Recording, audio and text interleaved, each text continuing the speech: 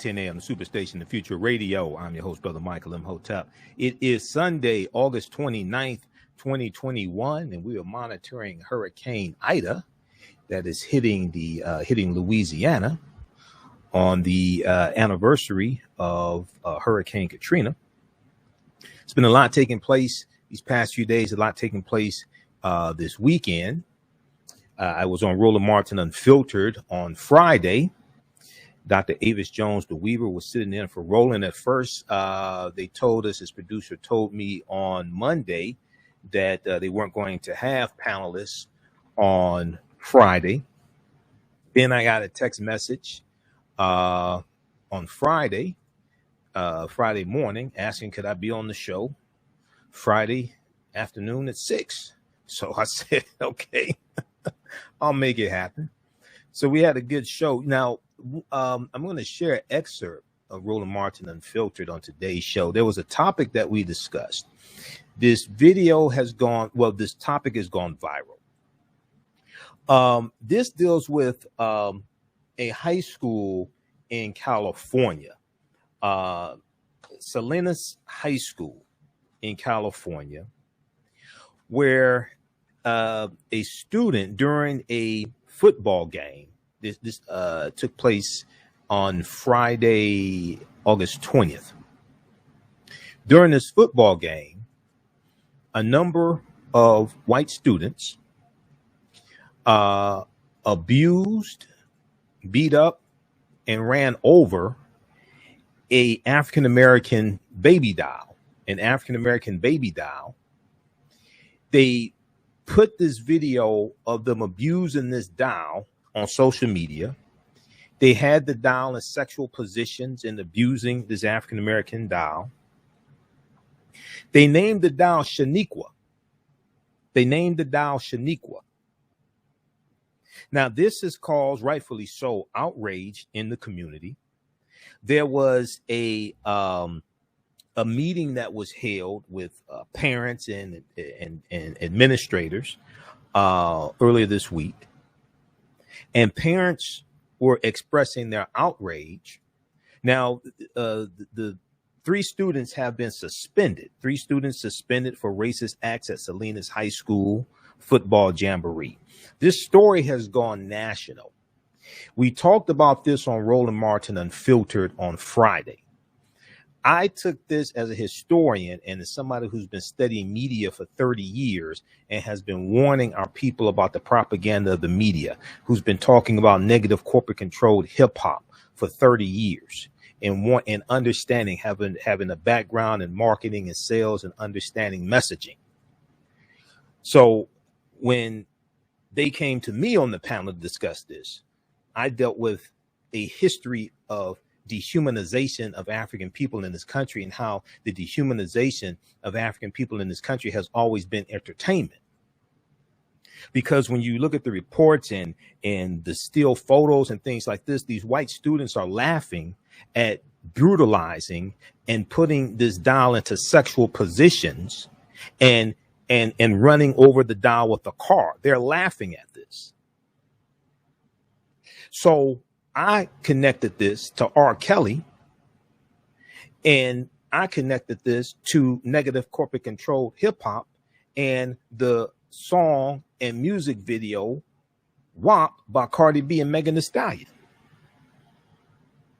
Because you only protect what you respect. And as I said before, if you watch my videos dealing with WAP, you watch the panel discussion I did with some African-American sisters dealing with the film, with the song and the sexually explicit lyrics and the video. I said, white people will only allow Negroes to do something like this because this is how they think of us. And when you look at the history of lynchings in the my online class that I teach, from the Civil War to the Civil Rights Movement and Black Power, 1865 to 1968, we just dealt with the Clinton, Mississippi race riot. We've talked about we're going to talk about the Ocoee race riot in 1920. We talked about the Vicksburg massacre.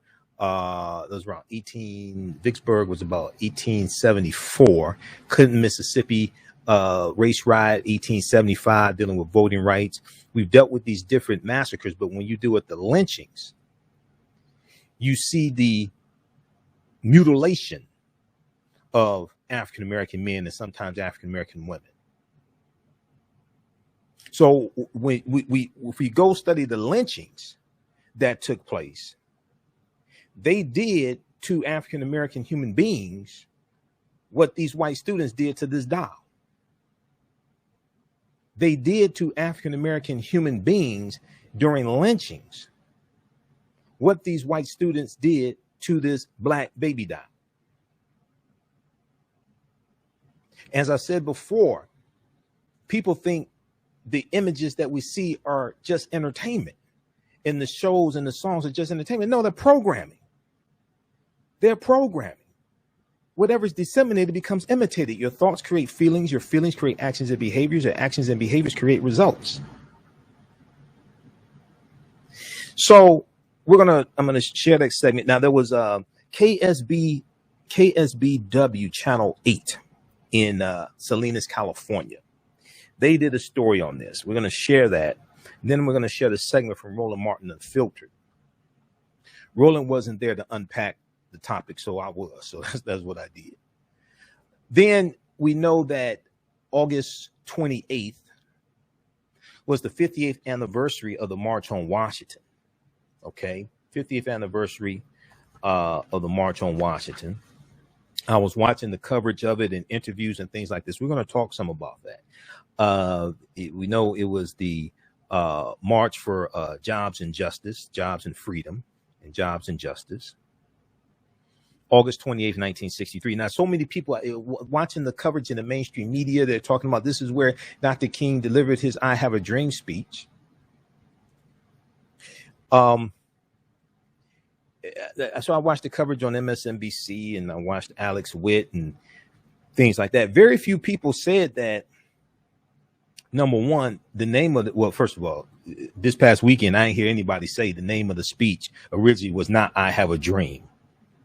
The phrase I have a dream didn't appear in any of the drafts of the speech. The speech was not about a dream. The original name of the speech was called Normalcy Never Again.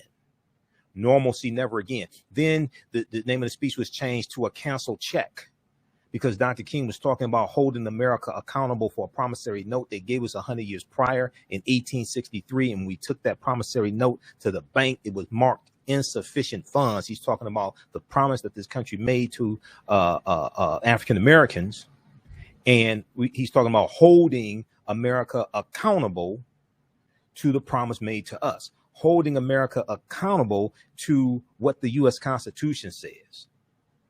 This speech was not about a dream.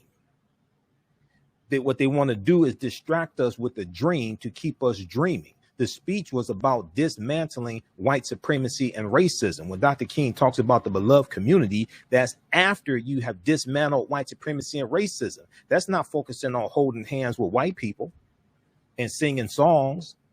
That's no. He's when in the speech he talks about he denounces police brutality.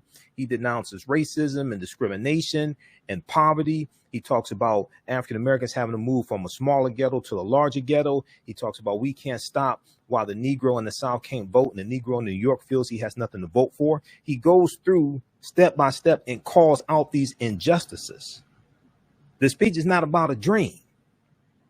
Mahalia Jackson yells out, "Tell them about the dream, Martin, tell them about the dream." So then he shifts to a speech that he gave a few months earlier in Detroit and starts talking about the dream, the beloved community. But that's after you dismantle white supremacy and racism. The speech was 16 minutes and some change. He was supposed to speak 4.5 minutes. Majority of the speech he spoke extemporaneously. He was the last speaker. The speech when he gave it wasn't even a big speech back then. It was late. It was years later that it became a big speech.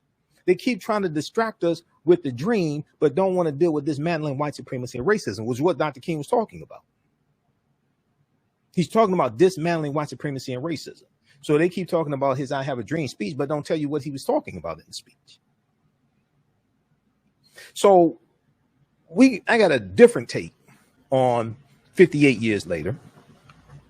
Because, and we talked about this in Roland Martin Unfiltered on Friday. So that segment where we talk about the 58th anniversary of the March on Washington, we'll share that on Monday, because I got to go through and kind of edit these segments. There's so much work. I had to teach 2 online classes this weekend. And then where'd I go? Oh, Steve Hood. I was at Steve Hood's funeral Saturday morning, early Saturday afternoon. Okay. Political consultant, talk show host, everybody, my friend Steve Hood. I was at his funeral. Then I had to come home and teach an online course on Saturday. Then when I got finished teaching the online course, my man Taki Grant, director of the film Happy, called me because he wants me to moderate a panel discussion. We're going to have a screening of the documentary Happy. Professor James Small is in the documentary, and Dr. Julian Malveaux and Dr. Wade Noble. There's a lot of people. Tony Browd is in the documentary Happy, which deals with economic empowerment for African Americans. There's a Happy tour coming to Detroit. There's going to be a screening and discussion Sunday, September 26, 2021. 3 p.m. Eastern Standard Time at the Charles H. Wright Museum of African American History. I'll be the moderator of the panel discussion. We're going to see if we can. We'll see if we can get one of the people besides Taki who are in the film on the panel. We're putting that together now. So Taki called me. Then I checked Facebook, and I saw that there was a blue and white picnic at Chandler Park, and nobody told your boy. Nobody told me. Okay, my SOAR Zeta Phi Beta Sorority Incorporated, Renee Lafitte, she had it post. She was posting pictures on her Facebook page, so I hit her up. I'm like, "Where is this taking place?" Nobody told me. So then I shout out to Chandler Park to be with my frat brothers and our SOARs, the Zetas. So I've been a member of Phi Beta Sigma Fraternity Incorporated 31 years. Pledged at Wayne State University, Gamma Iota chapter. Y'all need to hit me up. Let me know about this stuff. You know, some people who I thought would have told me ain't tell me, but that's another story. So I did that, and then I had to get ready for today's show and today's class. I had to teach a class today at 2:00. I had to teach a class, Ancient Kemet, the Moors, and the Ma'afa, Understanding the Transatlantic Slave Trade, what they didn't teach you in school, and then get ready for today's show. So we're going to talk a little bit today about the 50th anniversary of the March on Washington and what they're fighting for today. I'm going to share a interview from 1993 that James Farmer, who used to head up CORE, used to be the head of CORE, Congress of Racial Equality, and Wyatt T. Walker, who was with the Southern Christian Leadership Conference, and Dr. King. In 1963, June 1963, there was a famous debate that they did with Malcolm X. It's on YouTube. It was on a TV show called Open Lines. And I think the host name was Richard Hefner. It was a famous debate. 30 years later, the 2 men who were still alive, James Farmer and Wyatt T. Walker, they met with the moderator, Richard Hefner, to discuss what has happened in the past 30 years and after the civil rights movement, etc. And Wyatt T. Walker talked about how Malcolm X had the most accurate analysis of what was going on back at the time, back in the 60s. Okay, we're going to talk about that. And James Farmer talks about how naive they were and how they thought that they were on the verge of defeating racism. They meant well, but what they realized was how deeply ingrained into institutions and into America, into the system, racism is. Not a feeling. Bigotry and racism are 2 different things. Racism is a system of advantage and privilege distributed based upon race, which comes out of the ideology of European white supremacy. Okay, so we'll share that with you. Then August 27th, August 28th, 50th anniversary of the March on Washington. Well, August 27th was the anniversary of Axe Handle Saturday. You ever heard of Axe Handle Saturday in 1960? Okay, in Florida, on Axe Handle Saturday. Now, I've talked about this here on the show before. There was a peaceful sit-in at a whites-only restaurant in Jacksonville, Florida. Civil rights activists were sitting in trying to destroy segregation. And this resulted in an attack by a mob of 200 white people armed with baseball bats and axe handles. It's called Axe Handle Saturday. Okay, and the Klan was supplying them with baseball bats and axe handles. That was August 27th, 1960. So now August 27th also was the anniversary of the death of Haile Selassie, Emperor of Ethiopia, and Dr. W.B. Du Bois. Dr. W.B. Du Bois died the day before the March on Washington in Ghana, August 27th. But August 27th, 1960 was Axe Handle Saturday. Okay, so we've got to talk about that as well. We'll deal with all this on today's episode of the African History Network Show. Listen to the African History Network Show right here on 910 AM, Superstation Future Radio. I'm your host, Brother Michael Imhotep. We'll be back in a few minutes. Black on Purpose Television Network. Yes, Black on Purpose Television Network. All black, all positive, all the time. The largest black-owned streaming television network in the world, bringing our people together worldwide, controlling our messages, our stories, our way. Black TV the way it should be. Black music, Black history, and more. 30 plus channels, thousands of shows. Black on Purpose Television Network. Subscribe now.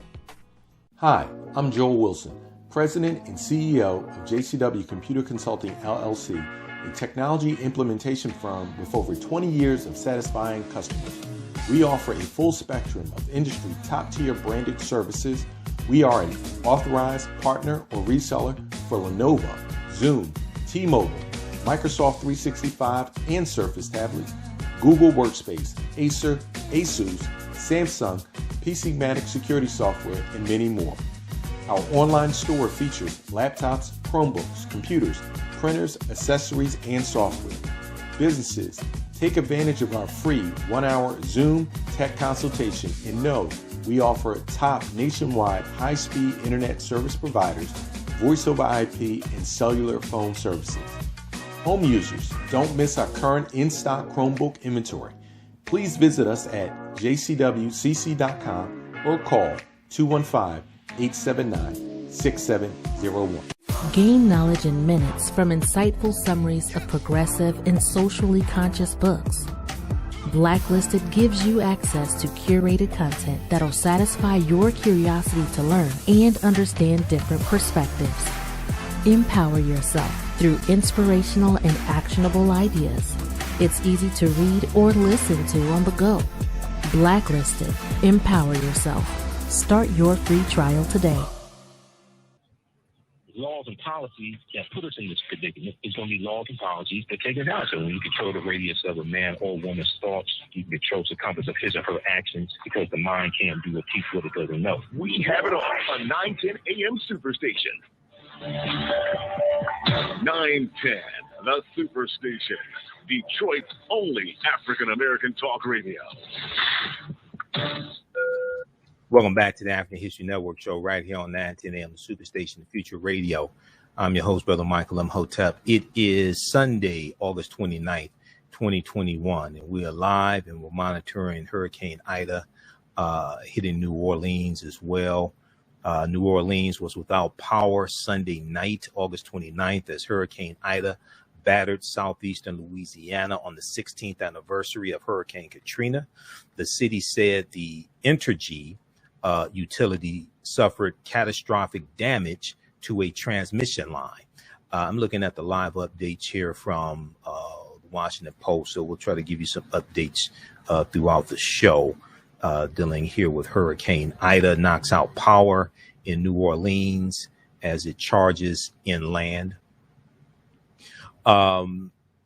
Hurricane Ida slammed the coastline Sunday as a Category 4 storm, then weakened to a Category 3 storm with 125 mile per hour winds.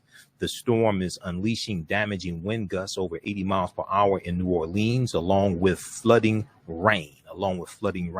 As the storm charges inland, destructive winds and flooding rain could extend more than 100 miles through Baton Rouge. Okay, so we'll give you another update at the top of the hour. All right, now, On the African History Network show, we focus on educating, empowering, and inspiring people of African descent throughout the diaspora and around the world, because right now it's correct wrong behavior. What you do for yourself, what you do to yourself, and what you allow other people to do to you and get away with is based upon what you think about yourself. What you think about yourself is based upon what you have been taught about yourself. What you've been taught about yourself is based upon everything you've read, heard, and seen about yourself. So if you think you are an N-word, you're going to allow people to call you that and respond when they call you that as well. If you think you are a H or a B or a thought or what have you or whatever, you're going to respond accordingly. And not think it's an insult when people call you by those dehumanizing names as well. As Dr. Joy DeGruy said in Post-Traumatic Slave Syndrome, you relabel a people to then justify the mistreatment of a people. You put negative pejorative terms on people to justify mistreating those people, to absolve yourself of any responsibility, absolve yourself of any guilt, because you know you wouldn't treat your own people like that. Now, we deal with a number of different topics here on the African History Network show. We deal with current events in history and politics, education, economic empowerment, entrepreneurship, relationships, love, sex, health issues, and much, much more. Sign up for our email newsletter. Text the word Kemet, K-E-M-E-T, to 22828. To sign up for our email newsletter. Text the word Kemet, K-E-M-E-T, to 22828. To sign up for our email newsletter. Also visit our website, AfricanHistoryNetwork.com, AfricanHistoryNetwork.com. Now, visit our website, also AfricanHistoryNetwork.com. You can register for the 10-week online course I teach on Saturdays, from the Civil War to the Civil Rights Movement and Black Power, 1865 to 1968. We do this on Saturdays, 3 p.m. to 5 p.m. Eastern Standard Time. We do it about a little more than 100-year period of history. Each class we go through and analyze about a 10-year period of history to see what happened to us after the Civil War ended, what were the laws and policies put in place to put us in the predicament we're in today. So as soon as you register for that class, you can watch. We have classes. We do the classes live. All the sessions are recorded and archived. So as soon as you watch it, you can watch the class we just did this past weekend. All right. So the class is regularly $130, on sale $80. Okay, I want to go to this first story here, and we're going to go to clip 1 here in just a second, Jalen. So cue that one up, please. All right. So there was this disturbing story out of Salinas, California. All right. And I saw articles from Black Enterprise, and I saw articles from different news outlets with this story here. 3 students suspended for racist acts at Salinas High School football jamboree. 3 students suspended for racist acts at Salinas High School football jamboree. Now, this piece right here from KSBW Channel 8 Action News in Salinas. This is from August 27th, Friday, August 27th. Okay. But 3 students have been suspended in connection to racist incidents that took place at last week's Salinas High School football jamboree. According to sources familiar with the matter, 2 of the students were Hispanic and 1 was African American. They were accused of making the racist dial and Instagram page, which showcased students posing with the dial. A white Salinas High School cheerleader who took a photo with the dial has been kicked off the cheer team. Okay, has been kicked off the cheerleading team. The incident happened. So if you ask, okay, what actually happened? The incidents happened on Friday at a jamboree event involving a black doll, a black baby doll, that students stomped on, drove over, brutalized, and then posted it all over social media. The doll was named Shaniqua. The doll was named Shaniqua. Quote, they drew they drew crosses on the eyes. They put a bandana around her neck and was spinning her around, and they put an ankle monitor, and it's just really disgusting. They put an ankle monitor on her like she was like in the prison system. And it's just really disgusting, said Julian Henderson, a Salinas High School senior. Now, the doll was brought out during Friday. This would have been Friday, August 20th. The doll was brought out during Friday's football jamboree at the Salinas Pit. Cheerleaders took pictures with the doll, and by the weekend, the video of the doll had gone viral and was all the talk on social media. An Instagram account was made for the doll. Okay, now from my understanding, the Instagram account has been deactivated. Okay, now why is this getting so much attention, you may ask? Oh, it's just entertainment. They didn't mean anything by it. You know, black people call each other the N-words all the time. They didn't mean anything by it. You got, you know, dehumanizing songs like from DaBaby that talk about dehumanizing African Americans. What's the problem?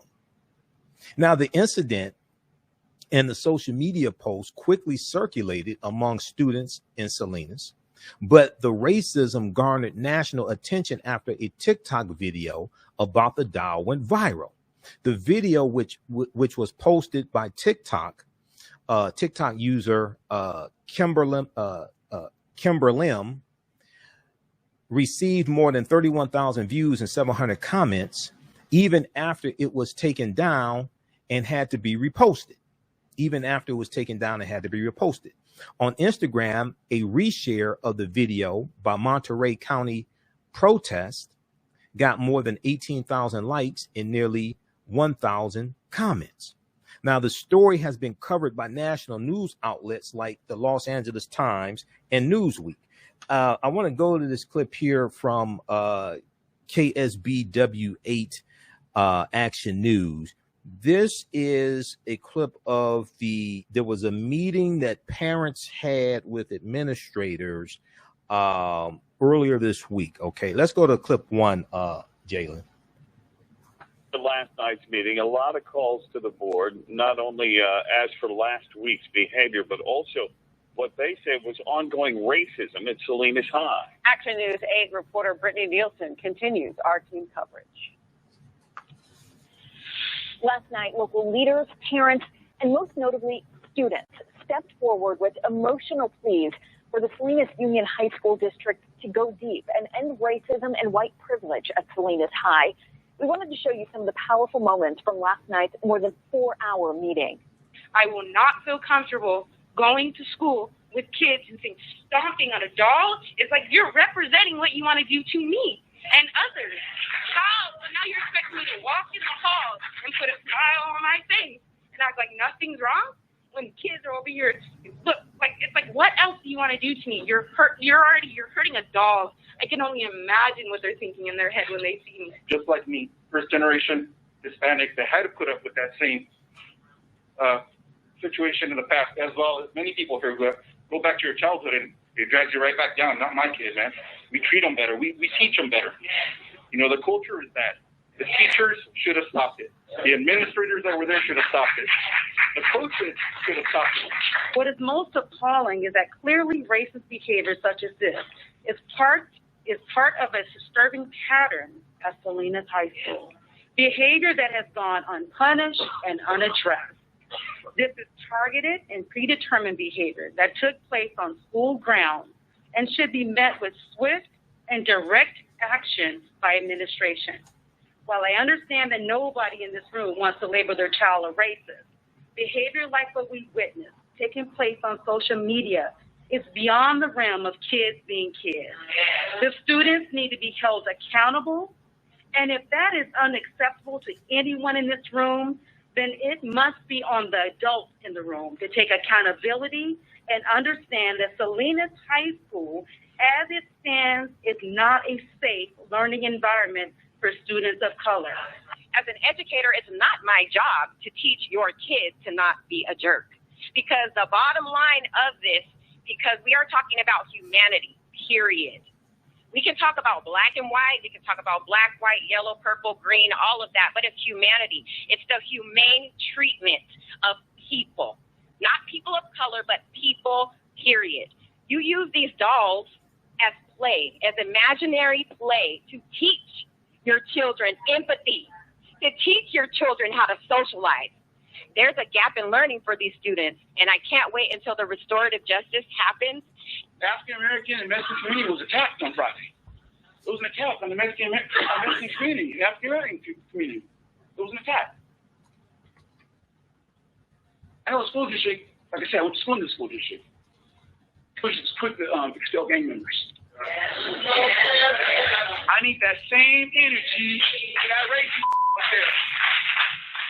We have additional coverage on the racism, including how the incident first came to light, as well as the national attention it's received. That's on our website, KSBW. Okay. Yeah, that's at their website. The website is ksbw.com. Okay, so that is from KSBW Channel 8 Action News in Salinas, California. Black Enterprise has a article about this also. In this picture they got from I think that's a still photo from the video. That's from Black Enterprise. Now, if we go back to the article from KSBW, okay, I want to go back to this one.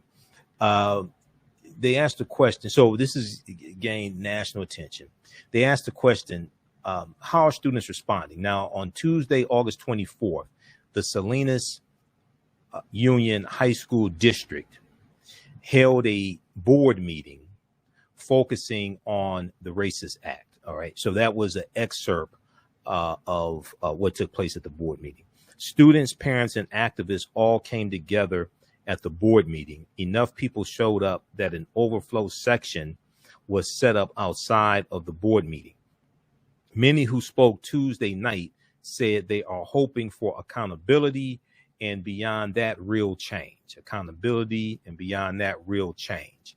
Now, Salinas Union High School District Superintendent Dan Burns said action will be taken against students involved. They will face consequences in our district that include but are not limited to suspension from school.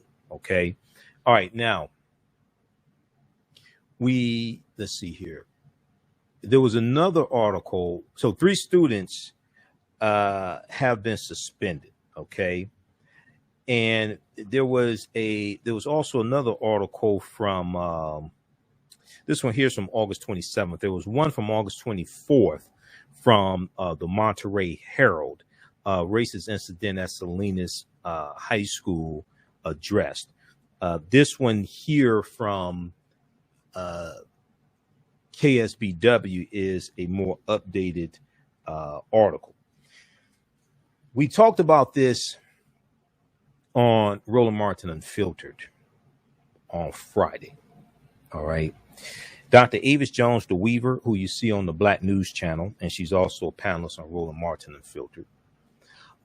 She was guest hosting for Roland. Roland was in Florida. Where was it, Roland? He was in Florida. He was in Florida. Okay. I think he was in Florida. Let's go to this clip, Jalen. Let's go to clip 2. 3 California high school students have been suspended after a video of them abusing a black doll named Shaniqua goes viral. In the video, several students from Salinas High School are seen abusing the black doll and placing the toy in sexual positions. Parents say this is not the first time an incident of this caliber has occurred in the school or the district. In a statement, the Salinas Union High School District condemned the terrible act and said in part, the SUHSD does not condone this type of behavior, and although the district has taken steps to support our African American students and staff, this recent incident demonstrates how much more support is needed. We urge families to also take time to talk with their students about the damaging effects of racist behavior. Counseling is available at all of our school sites for any students who may need support. Racism and racial injustice are in direct opposition to the district's values. Our district will continue our efforts to show that racism and racial injustice have no place in our schools.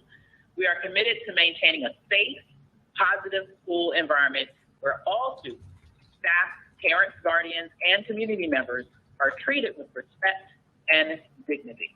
Members of the Salinas High School community and the general public continue to swarm social media and online platforms to express their frustration. Bringing back the panel to discuss this. You know, Kelly, when I saw this story and I saw the degree to which they were not only harping physical abuse on this doll, but also sexual abuse on this doll, it really made me think about the degree to which the Black body has historically been dehumanized in this country, both with regards to physical violence and sexual violence, irregardless of sex, right? So, you know, what does this tell us about the fact that we like to think that the younger generation is going to be so much less racist? But honestly, it doesn't look like it, does it? It doesn't, but that's also evidence of racism being taught, because it's not like you're born a racist. This is evidence that at home, issues such as race and teaching your children about cultural differences and racial differences and embracing humanity as a whole, those are not discussions being talked about at the kitchen table with these white families. You're talking, when you said that, you know, it's evidence of our bodies being dehumanized. Specifically, it is evidence of Black women being hypersexualized, dehumanized, and frankly, disregarded. And the overquoted but ever so relevant quote from Malcolm X being, the Black woman is the most disrespected in this country. I mean, that rings true here. This is disturbing on so many levels, because it's not like this was a human blow-up doll.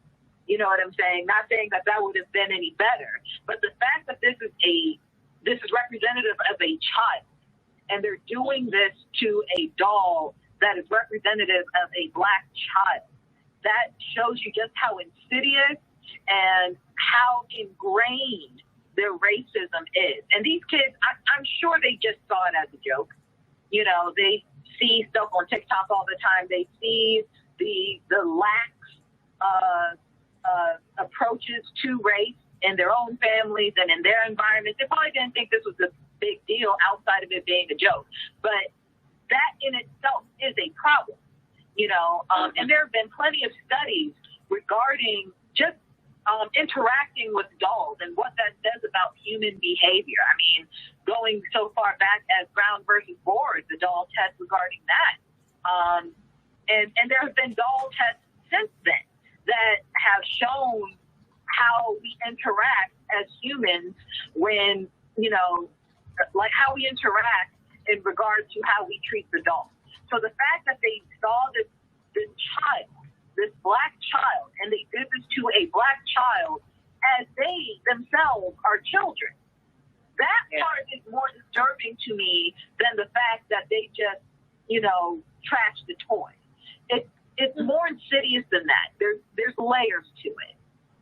Mm-hmm. Absolutely, there are layers to it. And before the break, Mike, we were just talking a minute ago about critical race theory, and to me, one of the more interesting arguments that I oftentimes hear from those on the right who are saying, oh my goodness, critical race theory, we don't need that in school. It's making our kids feel as if they're the bad guy. And by the way, my kid's not racist, and we're just teaching them that they're going to be racist. Hell, these kids are racist. I'm sorry. I'm going to go ahead and say that. Okay. Somebody needs to teach them something. I mean, what do you think this tells us about what's lacking in our school system? Because I agree with Kelly. It came from someplace. It came from home. So at some point, there needs to be an intervention. Why not have that intervention be embedded in our educational system? Well, yeah, it should be embedded in our educational system. And just for clarification and support for people to understand that critical race theory is not taught in K through 12. That's a legal analysis based on taught in grad school. I took the class. Okay. I did too. It's not. What'd you say, Kelly? No, I was saying I took, like, that's a law course. Like, I took the class. Right, exactly. So this whole fight over critical race theory is just to put under an umbrella critical race theory. thing that white conservatives don't like dealing with race is systemic racism and slavery. Okay, now it's important for people to understand. Let me just dissect this quickly. The dehumanization of African people has always been entertainment for this country. You go back to 1828, 1829, T.D. Rice, Thomas Dartmouth Rice creates the Jim Crow character, and he puts on blackface and tattered torn clothing and that's a Southern dialect to dehumanize and lampoon and imitate enslaved Africans. Okay, and this in the minstrel shows become the most popular form of entertainment in this country. You go to 1916. There's a man named Harry C. Brown who recorded a song on Columbia Records called N-Word Love a Watermelon, Ha Ha Ha. That's the name of the song. It becomes a big hit. It's on YouTube. You can listen to it. So the history of this country, the history of slavery has to be taught in every school across this country, because what we're seeing is we're seeing a dehumanization of African Americans that is replicated in media. Okay, I'm about to take it there. The only reason why R. Kelly allegedly was able to do what he did allegedly is because the majority of his alleged victims were black women and black girls. Because if he was outside of a high school, allegedly talking to 15, 16, 17-year-old white girls, that would have stopped years ago. Okay, period. He would be in prison or somewhere else. There's all this to it. But when you have African women who are looked at as the most disrespected women in America, okay, this is how something like this is able to happen. This is the reason why you would never have any type white female stars do a song like WAP. White corporations, white record companies would not let Taylor Swift, they would not let no white woman do a song like WAP. And the bass line says there's some whores in this house. That's how they think of us. That's why they're able to do it. And if you don't believe me, all you got to do is look at the fact that there was an online petition that a bunch of white people put together to have Kylie Jenner, who's a billionaire and white, digitally removed from the video. The reason why is because they were trying to rescue her, because you only protect what you respect. You only protect what you respect. So you let those Negroes be the whores in the house. You let those Negroes do stuff like that, because that's how they think of us. Lastly, if you read the details of this doll, the doll's face was reportedly altered to give it the appearance of having abnormally big lips and a facial tattoo. Okay, so the lips is a stereotype, once again, of African Americans, and we saw that in the minstrel shows. We saw that in the Amos and Andy radio show, things like that. So, yeah, you got to deal with this history. We have to call this out. And I want to see what type of discipline is going to happen, and how is the school district going to make sure nothing like this happens in the future either. You know, that's an excellent point, because, you know, the school district, Adrian, put out a nice little statement that I think they hope is going to keep them out of the damn courthouse lawsuits, okay? They put out a nice little statement. But there's nothing in the statement about what is actually going to happen to the students who are engaged in this abusive and racist behavior. Right. All right, pause right there, Jalen. Okay, pause right there. Yeah, so the students, 3 students were suspended. Now I'm trying to get updates. Okay, what does suspension mean? How long are they suspended? Are they suspended at home, or are they suspended in detention? Because suspending them at home for some students is a vacation. For other students, I mean, depending upon whether they like their parents or not, it could be worse than going to school. I don't know. But back in the day, you used to have to go to detention. Okay. Yeah. So for suspension, see, they should have to like paint the school. They should have to report to detention and do suspension and detention, not at home where they can watch TV and play games and do things like that. We'll go to the phone lines here in just a second. But see, they talked about the exaggerated lips, right? It deals with this here in the story. They put crosses on the eyes. They drew crosses on the eyes. They put a bandana around the neck. It has the exaggerated lips. Now, today, in my class, we dealt with Joie de Piet, Black Pete. Okay, Joie de Piet, Black Pete. And Black Pete is a Moor in a celebration that takes place in the Netherlands. All right. You may see early December each year, you may see articles dealing with this parade that takes place in the Netherlands, and white people put on blackface and Afro wigs and hoop earrings, and they put on attire like the Moors were wearing in Europe in the 18th century. And it's Black Pete coming from Spain along with Sinterklaas. And Sinterklaas is Dutch for St. Nicholas, and Sinterklaas, or Father Christmas, is the religious figure that the secular figure of Santa Claus is derived from, because Sinterklaas is Dutch, which means St. Nicholas, and Santa Claus means St. Nicholas, coming from that 4th century bishop of Myra in modern day Turkey, Nicholas, who was really who was really an African. When you study the history, he was really an African. But when you read, so for instance, if you look at this article here, I talked about this earlier today, and I do like a 3-hour lecture dealing with the whole history of Christmas and the origins of Christmas, and taking that back to ancient Kemet and Mithra amongst the Persians, and the Roman festival of Saturnalia, and different things like this, and the different influences of Christmas, the Dutch influence on Santa Claus and Sinterklaas, things like this. But if we look at this article here from National Geographic, this notorious Christmas character is dividing a country. This notorious Christmas character is dividing a country. Now, this is from December 6, 2018. All right. And they hold the festival of Joie de Piet, Black Pete, on December 5th. Okay.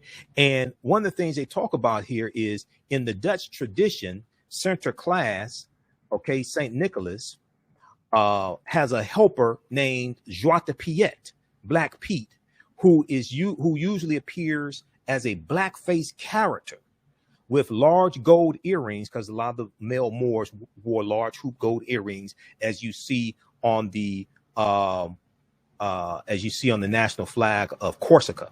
National flag of Corsica has a Moor's head, and he has a bandana and a hoop earring. And on the national flag of Sardinia, it has 4 Moor's heads on it. Runoko Rashidi, and we know Runoko passed away August 2nd. Runoko Rashidi, in his book Black Star, the African Presence in Early Europe, on page 91, he shows you the national flag of Sardinia with the 4 Moors heads on it, because the Moors were in both Corsica and Sardinia. All right. And they were conquered, and you have the representation of these African Moors on the national flags. But it says Joie de Piet usually appears as a blackface character with large gold earrings and exaggerated lips. And what you do is, you not just dehumanize, but you disfigure, you make ugly, you exaggerate features that you deem undesirable. You do this on the target of your aggression to then justify mistreating them. They put the doll in sexual positions. Okay. Now I'm about to take it. So I broke it down with WAP. All this is connected. People are trying to compartmentalize white supremacy. You can't compartmentalize white supremacy. White supremacy is a system. Racism is a system of advantage and privilege distributed based upon race, coming out of an ideology of European white supremacy and racism. People are trying to compartmentalize white supremacy. You can't do that. Dr. Francis Cress Wilson and Neely Fuller were correct when they said, if you do not understand European white supremacy and racism, what it is and how it works, everything else that you think that you understand will totally confuse you. Okay, now, let me show you this here, and then we'll go to the phone lines, because I got to get this in. If you've been watching my show for any length of time, you've heard me talk about Nicki Minaj and the Wax Museum, right? Nicki Minaj and the Wax Museum. And and back a few years ago, the Root.com had an article about this. There was a wax museum. There was a wax museum image, Madame Tussauds Wax Museum. They did a statue of Nicki Minaj. Okay, the statue was of Nicki Minaj from her Anaconda video, which is really soft porn. Okay, her Anaconda video. And they show her bent over, bent over, scantily clad. Now, to be fair, Nicki Minaj approved of the image, approved of the statue, which shows how, at least at the time, crazy she was to do that. But then something strange happened, right? Some people who went to go see the statue started molesting the statue. There are stories written about people who were molesting the statue of Nicki Minaj, like this idiot right here. I don't know his name, but we're going to make his ass famous. Like this idiot right here. There were people who were doing to Nicki Minaj what those students were doing to that dollar Shaniqua. There was one picture of a woman with dollar bills acting like Nicki Minaj was a stripper. If you go through and research this, they showed them grabbing her behind, doing all types of sexually explicit things to her. Why would you think that's acceptable? Why would you think that's acceptable? Does it maybe have something to do with the way that at least white corporations present Nicki Minaj that make you think it's acceptable? When you go study the story, people were abusing it so much they had to hire security guards to stand around a wax statue to keep people from sexually abusing a wax statue of a black woman.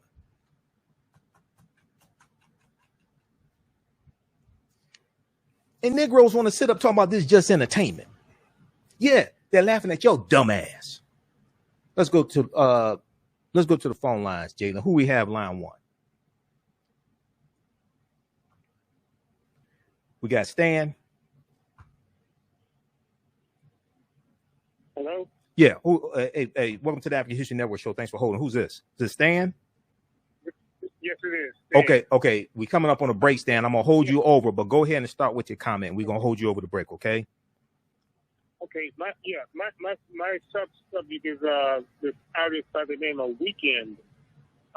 Okay, the artist The Weeknd from Canada, right? He's from Canada, right? Yep.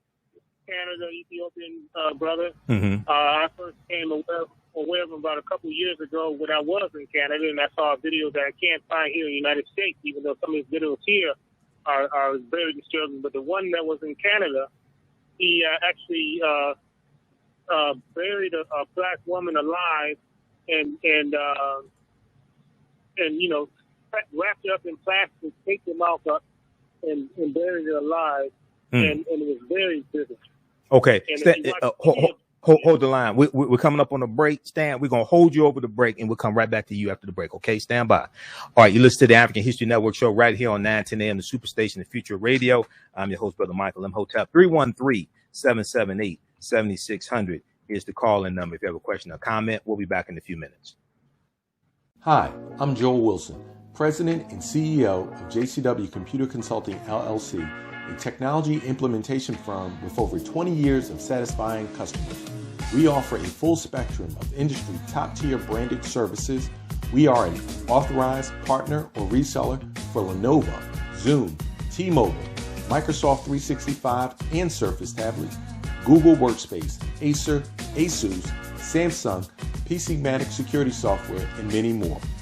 Our online store features laptops, Chromebooks, computers, printers, accessories, and software. Businesses, take advantage of our free 1-hour Zoom tech consultation and know we offer top nationwide high-speed internet service providers, voice over IP, and cellular phone services. Home users, don't miss our current in-stock Chromebook inventory. Please visit us at jcwcc.com or call 215-879-6701. We all know the cannabis industry is headed toward an uprise in the past decade. What happens when there is a brand that brings this uprise in a blow? The cannabis industry welcomes her uprise. Hustle her hemp. Delivering excellence with pride is her watchword, and how you choose to embrace it makes it a priority. From cultivating rich cannabis into exquisite and tastefully finished CBD products to delivery, Hustler Hemp leaves no stone unturned. Hustle Her Hemp's mission is to empower women of color by building business and creating legacies, uniting beauty, health, and business. We are a pure definition of how we want the CBD industry to become in the future. While we are redefining innovation, we bring the same energy to improving the quality of life. Hustle Her Hemp is the new uprise.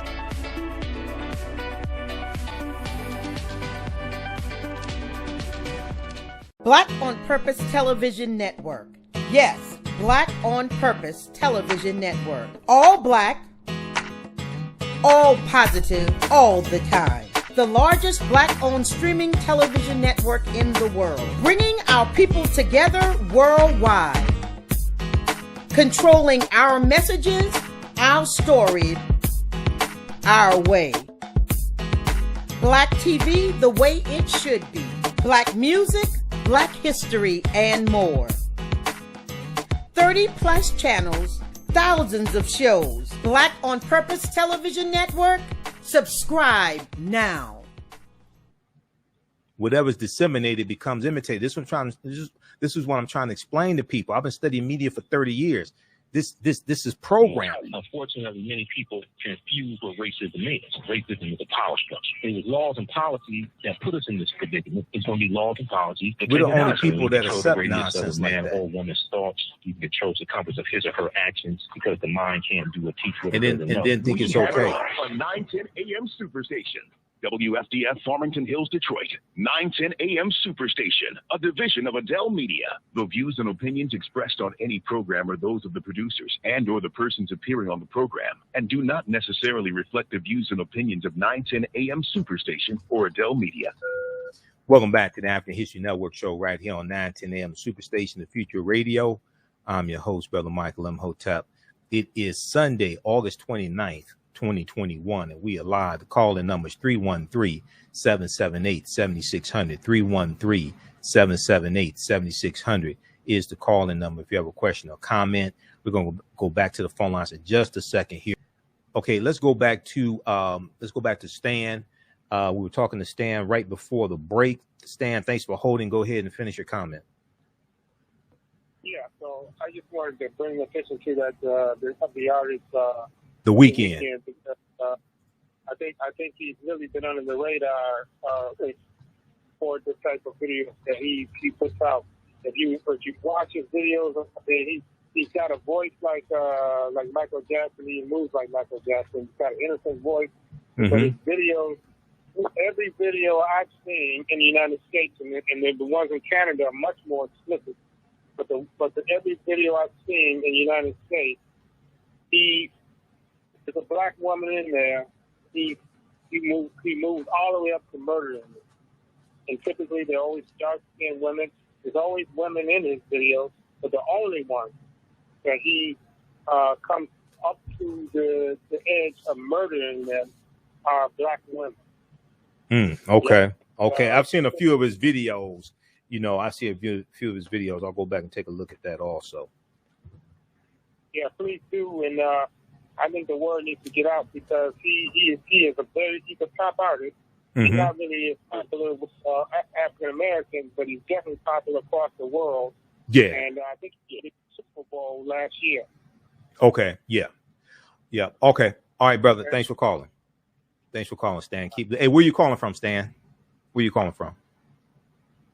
Okay, we lost Stan. Okay, I want to know where he's calling from. And then also he mentioned Michael Jackson. Today is Michael Jackson's birthday. We know Michael Jackson passed away June 25th, 2009, but Michael Joseph Jackson was born August 29th, 1958, the greatest entertainer of all time. Many people say Michael Jackson. The day is Michael Jackson's birthday, August 29th, 1958. The day is also the birth date of one Isabel Sanford, George Weezy Jefferson. I was watching Jefferson's last night on TV One. Isabel Sanford was born August 29th, 1917. She was born the same year as the silent March in 1917, with 10,000 African Americans were marching down Fifth Avenue in Manhattan.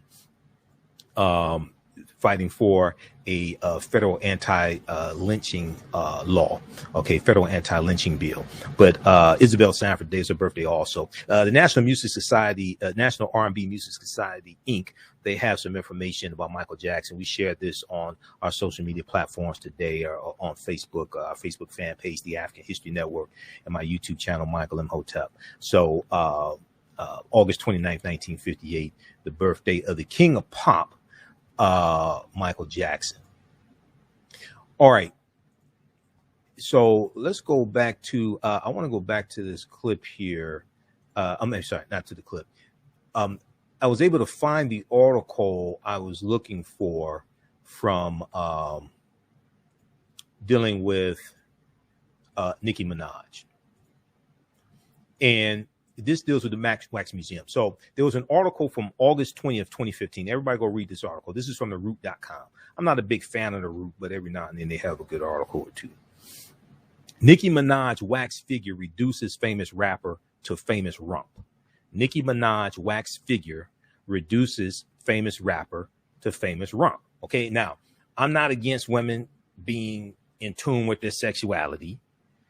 I'm not in, I mean, I've said this before. I think I can say it on the radio. I mean, nobody loves a WAP more than I do. But also, I mean, there's some limitations on like how you the lyrics and the imagery. There's limitations there. I mean, hey, look, come on now.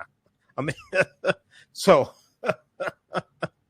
but anyway, so you have this image here, and this is the Wax Museum. You got this African-American woman with dollar, I guess that dollar bills look like dollar bills. There may be some 10s and 20s in there, something like that. But she acts like she's at the strip club. She's reducing Nicki Minaj down to a stripper. Okay. And when you go research this, read this article and go research this. And there was so much abuse to this statue that Madame Tussauds Wax Museum had to hire security guards to stand around and protect a wax statue of a black woman. They had to, so it takes us to, and there are other images here you can show. I'm not going to show some of the other images, but there are other images that you see of them dehumanizing the statue of Nicki Minaj. Nicki Minaj is a multimillionaire. And they're doing that to a statue of her. How do you think see, there's something called adultification bias. See, this is what's so dangerous about negative corporate control hip hop. And I dealt with this. If you go to my Facebook page and YouTube, and what we'll probably do, we'll probably put the video that I did. I did a panel discussion with some sisters, Herb Alchemist, who's a positive hip hop artist, Heck of a Mecca, and Jade Arendelle. We'll probably put that video on the homepage of our website, so it's easy for you to see it. And it was a panel discussion. It was about an hour and a half that we did, and it was back in August 2020. The song WAP, and I'm not picking on them. I'm talking about the white people behind this, behind WAP. This was financed by Atlantic Records. See, we got to understand that you have white people financing negative corporate controlled hip hop that's destructive to African Americans, and they use African Americans to market this to us. So they use two women of African descent to market a song that part of the song is really, if you go to azlyrics.com and read the lyrics, the explicit lyrics, it's really promoting prostitution. If you listen to the lyrics. So most of the criticism is not on Nicki Minaj and Cardi B, even though there's a small portion of it there. It's the people who allow this and finance it and market it. Atlantic Records. Because they wouldn't let a white woman do this. They wouldn't let a Taylor Swift or any top white female artist. They wouldn't finance a white woman doing this. And the bass line says approximately 79 times there's some H's in this house. Because they understand was that whatever's disseminated becomes imitated. They understand the programming. So read this article here from The Root. And let me go to the next topic here, because we got other topics to get to in this show. I'm going to do a follow-up. I want to get some more information here dealing with this story, because with the 3 students suspended for racist attacks at Salinas High School. One, I want to find out, okay, they're suspended for how long? What does that mean? Does that mean they stay at home? Do they have to do homework during suspension? Do they have to come to school and clap erasers? Do they have to paint the school? What does that mean, suspension? Number one. Number two, I want to get a clarification here, because it says 3 students have been suspended in connection to racist incidents that took place at last week's Salinas High School football jamboree, according to sources familiar with the matter. 2 of the students were Hispanic and 1 was African American. They are accused of making the racist dial and Instagram page, which showcased students posing with the dial. A white Salinas High cheerleader who took a photo with the dial has been kicked off the cheer team. Okay, so I want to get to the bottom of this. How many students were actually involved? How many students were involved in abusing the dial? What's going on? If Negroes were involved in abusing the dial, they should be suspended also. They need to have a deprogramming session, because nothing is more dangerous than a certified Negro that's still under warranty.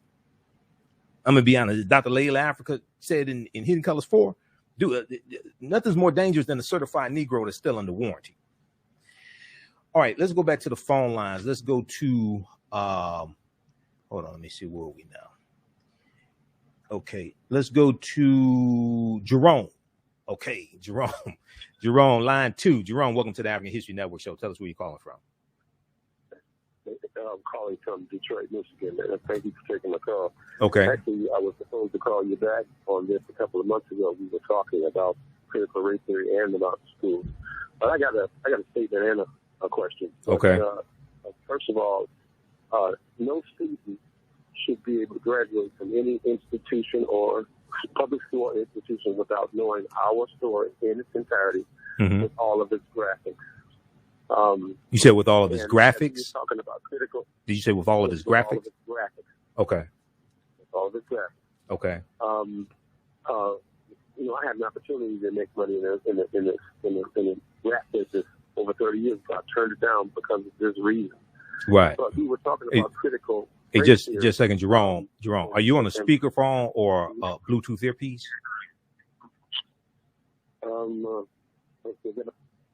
Huh? Say it again. Your voice is kind of muffled, so it's hard to hear you, because we're going through. Your voice is kind of muffled. Are you on a speakerphone or a Bluetooth earpiece? Jerome. Did we lose Jerome? Jerome is still there. Okay, Jerome. Did you put it on mute? Okay, we couldn't hear you. Go ahead. Okay. We were talking about the last time I called you. We were talking about critical race theory, right? And I was saying that both parties are working together. When we were talking about the Vice President and Tim Scott saying America's not a racist country, and I was about to let you know that you can't tell me that they didn't practice, proofread, and approve of those speeches and did not know the outcome, because most people that knows anything about the music business knows that people only remember sound bites. And if you fast forward to Georgia's first words of their resolution was America's not a racist country, and 16 other states followed with the same language. The president, along with the Republicans, opened up the floodgates for critical race theory. Which president? And what really needs to happen is which president? Which president? Because it was the executive order from Donald Trump in September 2020 that attacked critical race theory, where all this stuff started. So, which president are you referring to?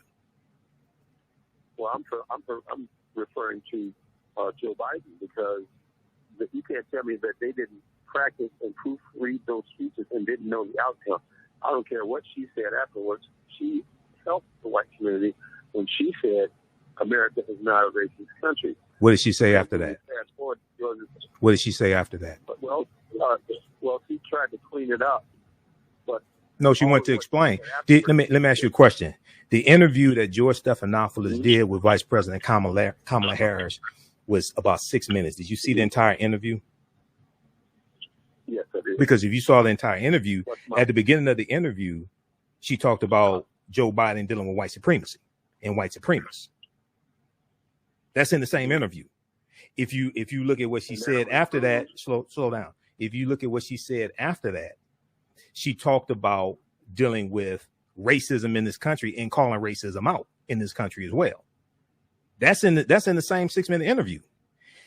Vice President Senator Tim Scott is dealing with something different, because Senator Tim Scott, Black Tea Party Republican from South Carolina, really does not want to acknowledge that racism exists, and he represents a party that many of them are saying systemic racism does not exist.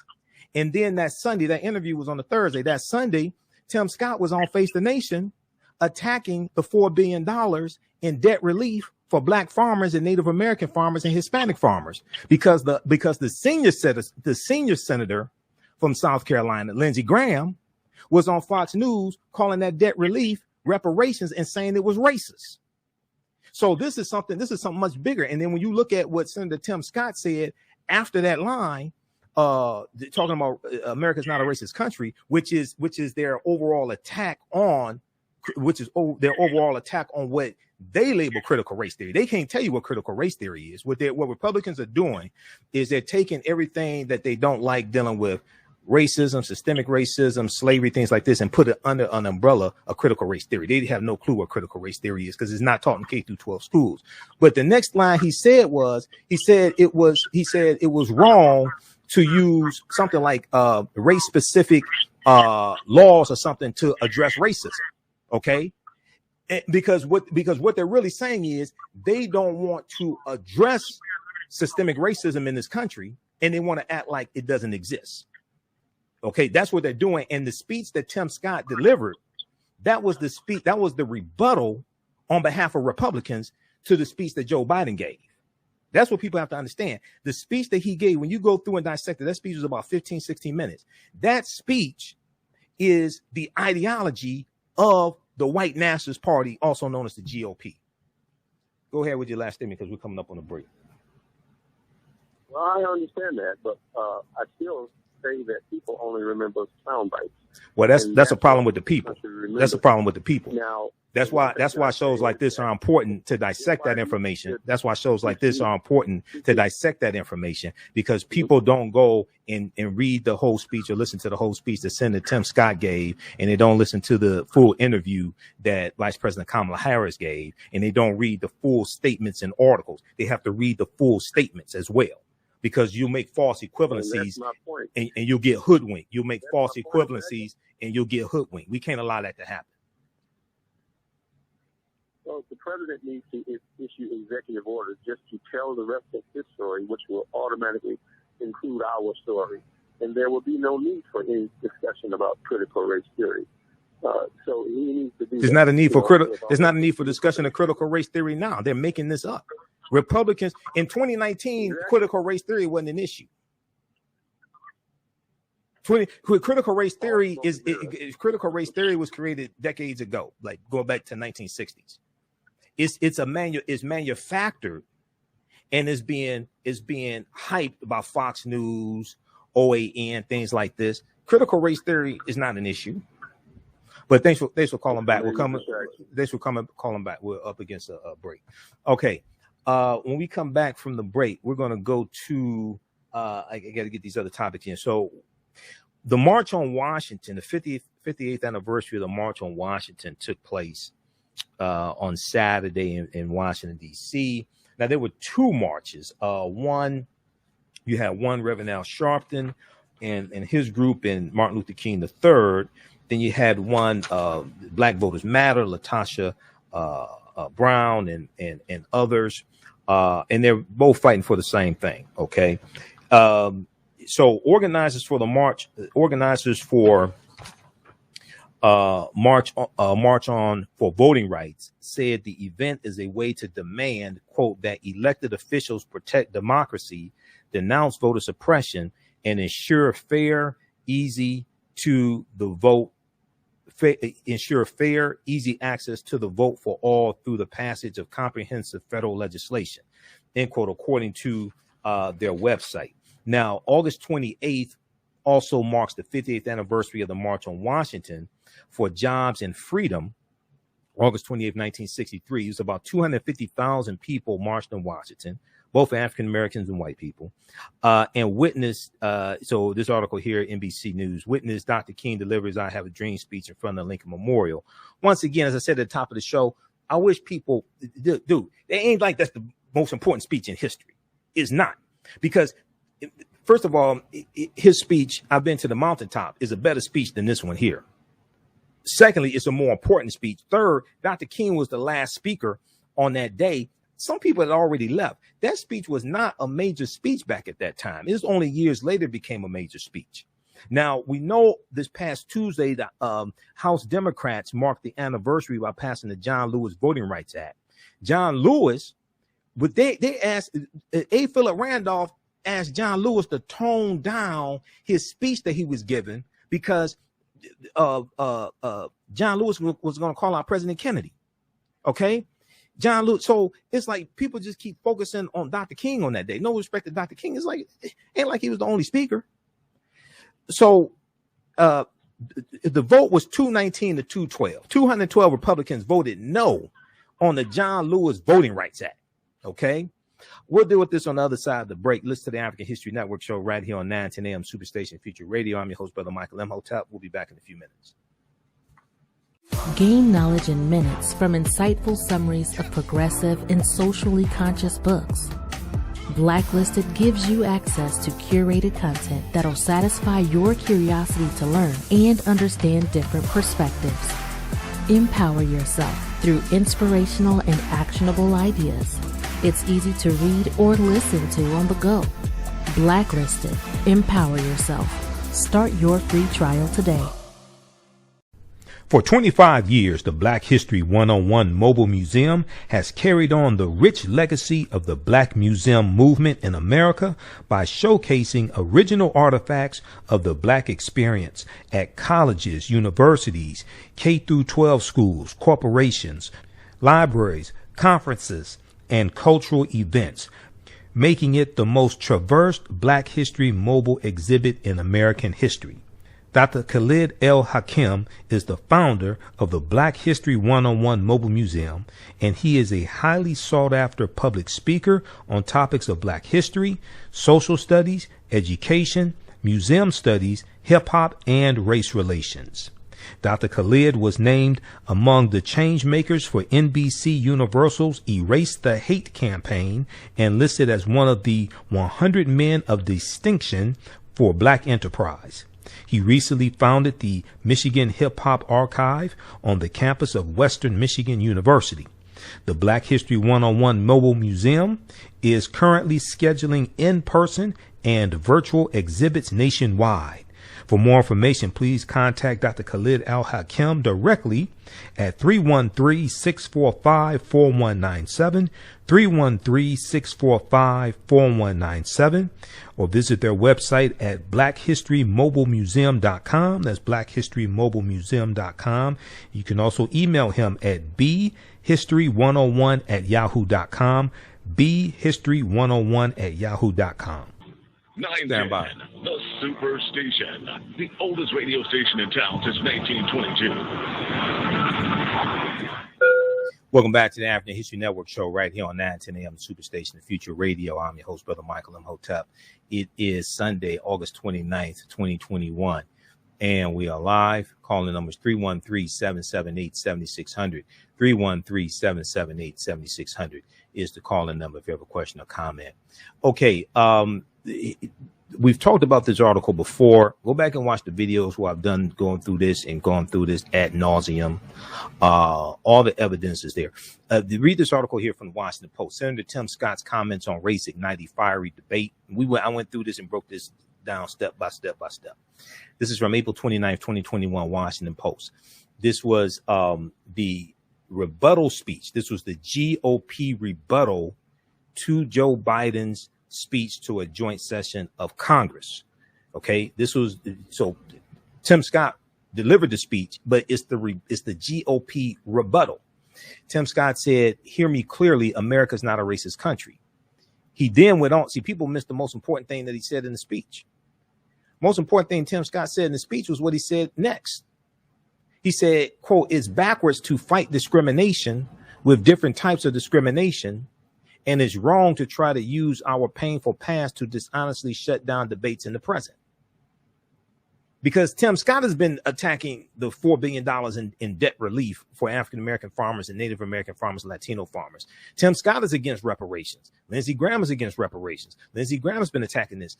The Republicans don't want to deal, they don't want to have policies that address systemic racism, because many Republicans say systemic racism doesn't exist.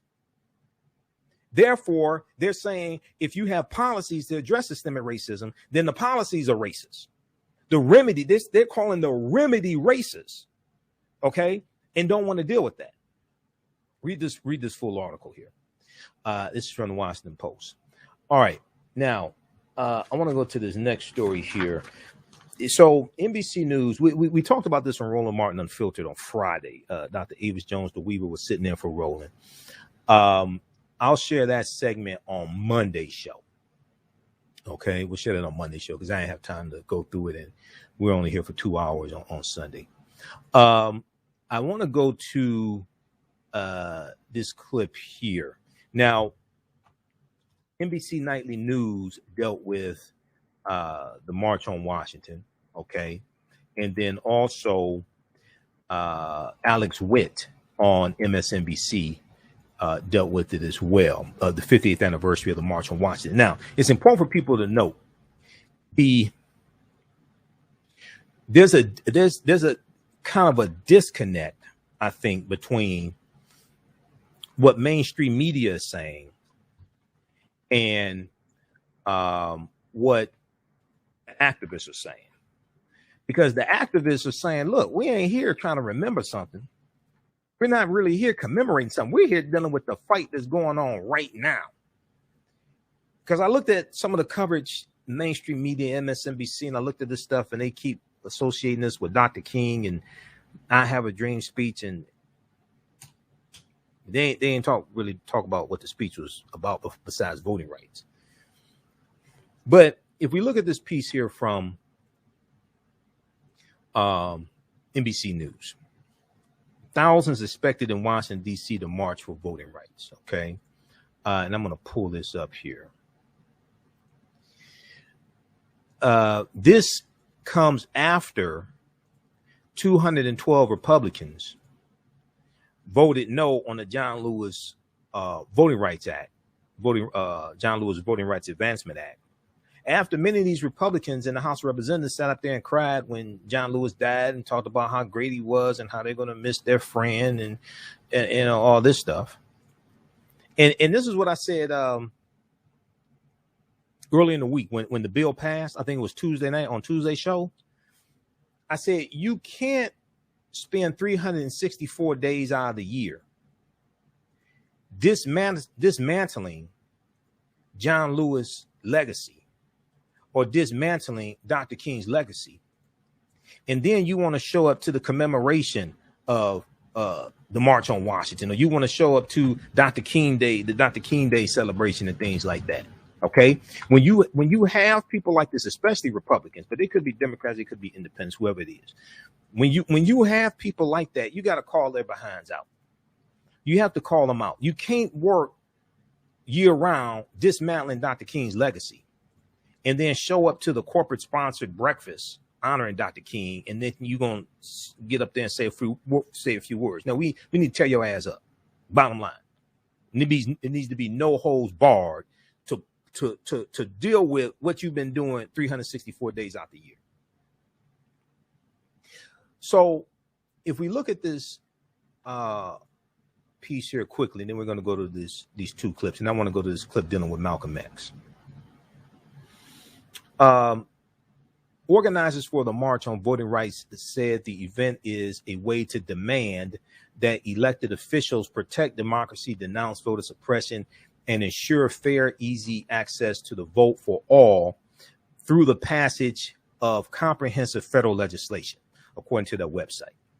Now, we know the John Lewis Voting Rights Act has a harder fight in the Senate because you're going to need 60 votes, which means you're going to need 10 Republicans to vote for the bill. Because people keep saying Democrats control the Senate. Democrats have a 50-50 majority in the Senate, with Vice President Kamala Harris being a tiebreaker on votes that requires 51 votes to pass. But most bills in the Senate require 60 votes, which means you need 10 Republicans. This is what I was explaining to people. This is what I was explaining to people dealing with the George Floyd Justice and Policing Act. This is why I said back in May, when Representative James Clyburn came out with his statements about qualified immunity and saying we don't have to get qualified immunity right now. And then you had people like Tamika Mallory and all these activists, wanting to call him out and say, no, we got to have qualified immunity, blah, blah, blah. No, you don't. Get the rest of the bill passed now. You need 10 Republicans to vote to remove qualified immunity. Name me 10 Republicans in the Senate that are going to vote to remove qualified immunity. They don't exist. Well, what the hell are we still arguing about then? So then it came out last week. That Democrats, Karen Bass of California, Senator Cory Booker of New Jersey, negotiating for Democrats with Senator Tim Scott of South Carolina, negotiating for Republicans. They can't come to an agreement on qualified immunity, so it's not going to be in the bill. They're not going to remove it. I told you that back in May. I told you back in May it wasn't going to work. But people trying to be woke as opposed to focusing on winning. I told you in May that wasn't going to work. Take that BS out. Come back and get it later, or get it or get it after the 2022 midterm election. If you can't get 10 Republicans to vote for the bill, it's not going to pass. Period. You can hallucinate whatever reality you want on whatever type of medicinal marijuana or mushrooms you're using. If you can't get 10 Republicans to vote for the bill, it ain't gonna pass. That's all there is to it. And as I said before, qualified immunity is not the most important thing in the bill. Go back and watch the video we did. Go back and watch the show. I think it was Tuesday's show. People keep talking about qualified immunity. That's not the most important thing in the bill. It means you haven't read HR 1280. Go to congress.gov and read HR 1280. The most important thing in the bill is lowering the federal standard from willful intent down to negligence, which is the standard for the feds to be able to prosecute police officers. Qualified immunity is a civil lawsuit. Nobody's going to prison over that. What's a bigger deterrent is when they start prosecuting more officers in criminal court and convicting them in criminal court, and they go to prison and become felons.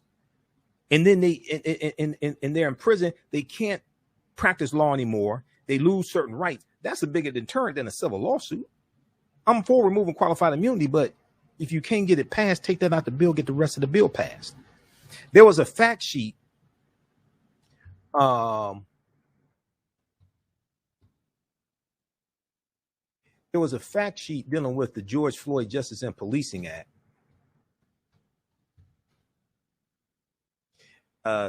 People should check out, let me see, George Floyd Justice and Policing Act fact sheet. Yeah, judiciary.house.gov. We went through this early in the week on the show. Go read this. This is at judiciary.house.gov. Okay, this is the House of Representatives official website, house.gov. Go read actually what's in HR 1280. Qualified immunity is what they keep talking about in the media. Okay, they don't tell you that if they remove qualified, if they repeal qualified immunity, then insurance companies are going to start selling police misconduct insurance to cover civil lawsuits, like they sell insurance policies to cities to cover oftentimes police misconduct lawsuits. They're not talking about that. They're not talking about the fact that police unions are going to help them raise money to pay the civil lawsuits. So police officers pay the civil lawsuits. You know that insurance companies are going to start selling police misconduct lawsuits because insurance companies are selling insurance for your dog or your cat called pet insurance if they have to have expensive operations. You think they're not going to sell police misconduct or police liability insurance to 800,000 law enforcement professionals, and they're going to have to buy it to be able to be in law enforcement?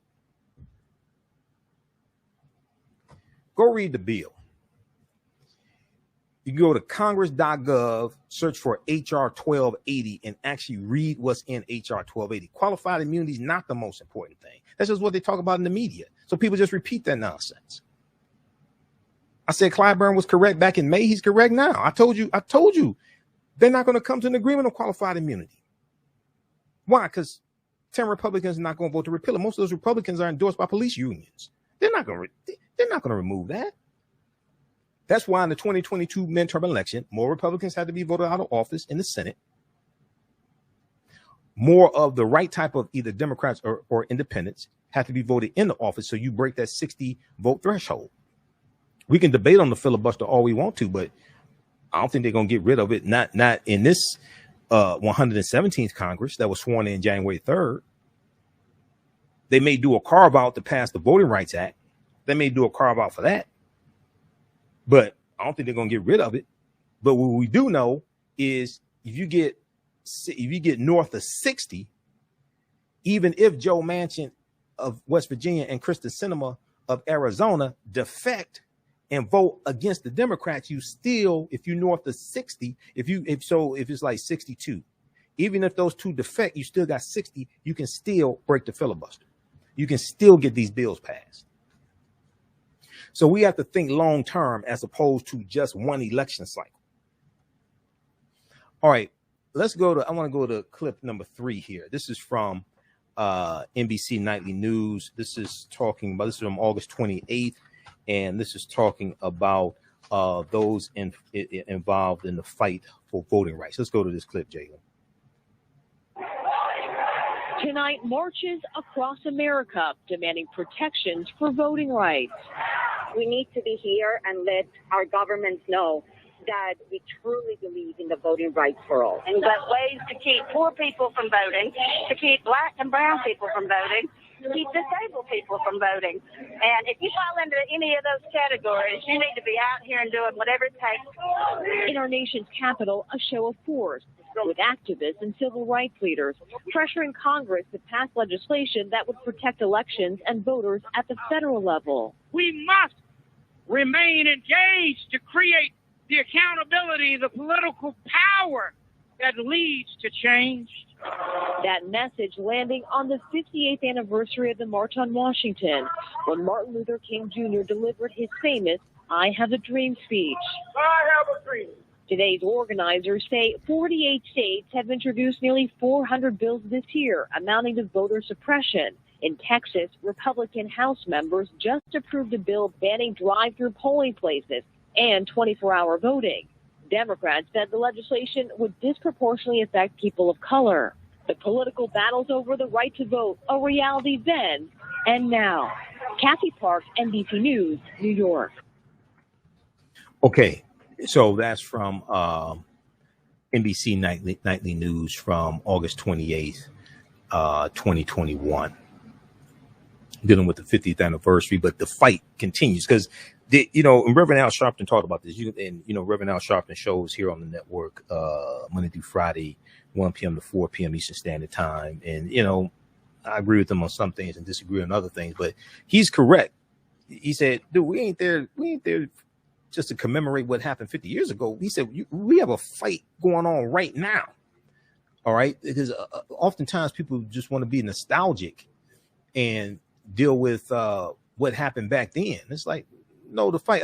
I said this on Roland Martin Unfiltered Friday. Jim Crow and Jane Crow had children and grandchildren. So we're dealing with the children and grandchildren of Jim Crow and Jane Crow. They're like Bebe's kids. The Bebe's kids are white supremacy. They don't die, they multiply. That's what we're dealing with. And this is One of the mistakes that people make is they think that victories are permanent. No, they're not. This is a fight. This is a battle. It's like the Decepticons and the Autobots, the Transformers. They keep fighting. They've been fighting like, what, 40 years? Okay. It's never over. This is the same thing here. People are always trying to take away what you have. People are always trying to come back and pass laws to suppress you because many times people see your advancement as their regression. They see your advancement oftentimes at their expense. Okay, it's an old saying, when you've had privilege all your life, equality seems like oppression.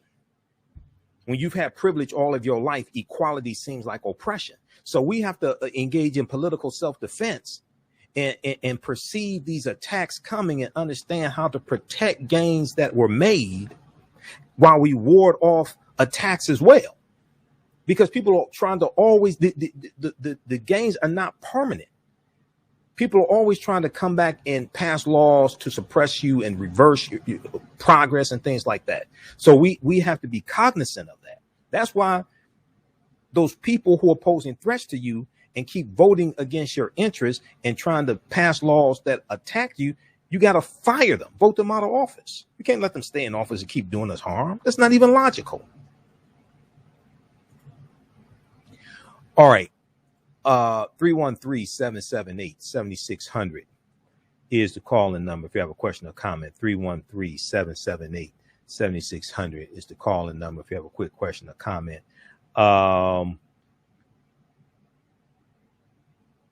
Okay. Do we have Gary on the line?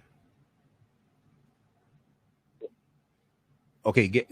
Okay. Hey, Gary, thanks for holding. Tell us where you're calling from. Go ahead quickly with your question or comment. Hey, Gary from New Jersey. Gary from New Jersey.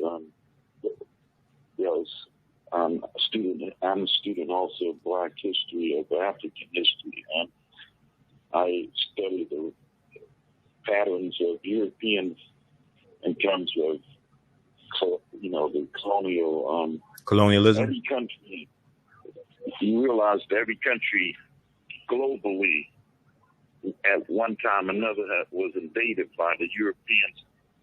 And so when they invade a country, the first thing that they do is impose, a system of first the language, whatever language of the country that's invaded. Mm-hmm. They force their language on the local people, and then they force their religion. Mm-hmm. And then they set up a caste system with a hierarchy with white at the top of the caste system. Right, like in India. Done in every, like in India when the British colonized India. That's the main place that they try to convince people that the caste originated in India, but the caste is a European word. There's no equivalent of the word caste in any Asian language. Period. It originally was Portuguese word castas. That means race. The word caste means race in English. It's caste, but they set up a caste system in every colony. If you go to Angola, the Portuguese, they started with this caste system, race separation system. In South Africa, for instance, like they had the white at the top, and then they had the Indian second, and then they had what's called coloreds. The coloreds was like a mixed African, a lighter skin African, person, right? And then the black, he's at the bottom of every caste system like that they set up in every country, and including the United States. Like if you read the notes on Virginia slavery written by Thomas Jefferson, he says that he said the Indians, he said, they stand a chance. He said, but the African, he said, the black is not even human or something. He says, like, there's no way that they can ever be equivalent to a white person, Okay. That's what Thomas Jefferson. Right. He writes it in his book, what they call the Notes on Virginia Slavery or something like that. Okay. But in every Just like whatever country you visit in the world, like if you go around the world, because Europeans are the only people to do so, with the exception of Japan, who briefly they invaded like Korea and parts of China. But there's no other country, like in Africa or whatever, that left their respective country and went to other countries and invaded and raped and plundered and then forced their language and their and you know that hierarchy of caste system. They forced the caste system. Like if you go to the Pacific, for instance, like whatever island that you visit, right, you can tell which European invaded the country by the language that they're exactly. They impose a language of the oppressor on the oppressed, and it teaches them to see reality through the eyes of the oppressor. Okay, I got it. I got to move on. Gary, do me a favor. Call back tomorrow night because we run out of time here, and I got to get to this other information. Call back tomorrow night. We'll be on 11 p.m. tomorrow night. Right. All right. Thanks for calling, Gary. Thanks. Okay. This is what we're going to do, Jalen. We're going to go to clip 5. Remembering Malcolm X with Wyatt T. Walker and James Farmer. Okay. We're going to go to clip 5. Now, this is from 1993. 1993. All right. This was a 30-year follow-up to the famous debate that took place in June 1963. Okay, June 1963, because it was like the day before, I think it was like the day before or a few hours before Medgar Evers was assassinated. Okay, so here you have 1993, and James Farmer and Wyatt T. Walker, and Richard Hefner was the host of the show Open Lines on PBS. And they came back together to talk about what's happened in the past 30 years, back at the time, what's happened in the past 30 years, the civil rights movement, gains that were made, holding on to gains, all different types of things like that. And they also talk about Malcolm X. Okay, let's go to this clip. Enterprise, if it does come, but right there. Yeah, but racism can be overcome. We socialize our kids from the beginning of their consciousness to believe that they somehow are superior to people of different cultures, and that being different is somehow being bad. If you do have to be taught to hate, you do have to be taught to be a racist, then it is equally true that you can be untaught. But let me turn that around. Do you believe that you have to be taught to hate? Of course you do. Oh, of course you do. South Pacific was right. In that musical, it said, you have to be taught, they have to be taught, they have to be carefully taught to hate. And it is true. Children, before they are socialized by their parents and their peers and their schools, don't hate people because of differences. So that is the reason, Richard, why so many Americans, white Americans, do not feel or understand that they are racist. They are racist involuntarily. It's the way things have always been, and they think they're being American, and if you're American, you are racist. Now, let me say, one of the things about Malcolm was that in his pre-Mecca days, he believed that white racism was genetic. In other words, they had it, God or Allah, as he would have put it, gave it to them, and there's nothing you can do about it. After Mecca, he saw that that was not true. He, in Mecca, saw white Muslims worshiping Allah, kneeling beside him. And he was convinced then that racism, as he has witnessed it in America, was learned and not genetic. And if it is learned, I repeat, it can be unlearned. So, Jim, nearly 30 years ago, you said you thought it would take maybe 5 years, maybe 10 years, and you could go fishing. But I remind you of that. Wyatt is right. I'll go fishing in the next life now. Both of us were more optimistic about the possibility of change in American society than we needed to be. And I confess in this redo that Malcolm was more accurate about an assessment of where America was on race than we were at that point in time. Yes, but the funny thing is he began to change his position. Well, Jimmy, you've been given a very clear analysis of how the two strains of philosophy move toward each other. And I think he's absolutely accurate in that regard. Is that the civil rights movement as we knew it in the 60s, incorporated as a part of it is black identity, Afrocentrism, and Malcolm softened his position about all white people being blue-eyed devils. And that's an absolutely clear and straightforward analysis of what has happened. The side effect has been that with the rise of ethnic pride, somehow, in a bizarre way, the ethnic pride of blacks has induced a climate of ethnic communities. It has sharpened their resentment and hostilities. I thought people are not like that. True, too. I do want to emphasize that we made some changes. Wyatt made some changes. The FCIC made some changes. And CORE did, too, in this country. We did wipe out Jim Crow for all practical purposes.